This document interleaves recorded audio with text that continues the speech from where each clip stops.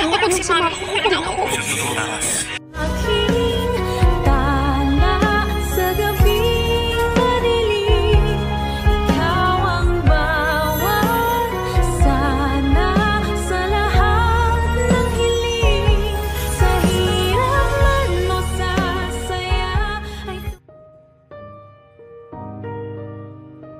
Ay, grabe talaga nangyari ngayon sa abot kamay na pangarap na kung saan dito na nga pinakita na itong si Doc Carlos.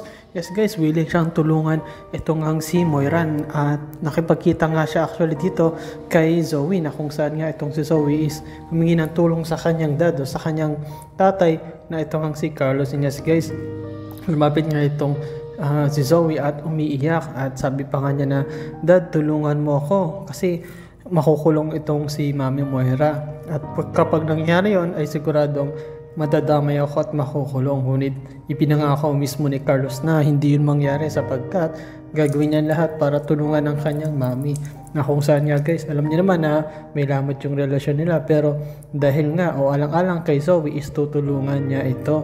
At dito nga pinakita na gigil na gigil, galit na galit, gustong manakit nito ni Giselle, lalo na gusto niya makita agad kung nasa na tong si Moira sapagkat nalaman niya na confirm sa pamagitan ng witness and ebidensya sa number na denial ni RJ is lumabas ay number na registered ni Moira. Yes guys, talagang gusto na nila itong mahuli sapagkat hinahanap din nila yung pera, yung 13 million. Baka nga nandito pa kay Moira at baka ito pa yung gamitin niya na pantakas at kailangan na talaga nila itong makita kasi nga baka nga lumayo ito at pag lumayo ito mas mahihirapan silang makita kahit itong si Robert, itong si RJ is talagang nagigigil dito kay Moira at gusto niya na talagang ipakulong ito at mabulok sa kulungan. Pero ang tanong dyan, paano kaya nila mahuhuli itong si Moira o mahuhuli pa ba nila o baka makapunta to sa ibang lugaran? Yes guys, salamat sa panonood nyo sa aking channel, sa inyong pag-like, comment at pag-share. At yun lang guys, ingat palagi, bye bye.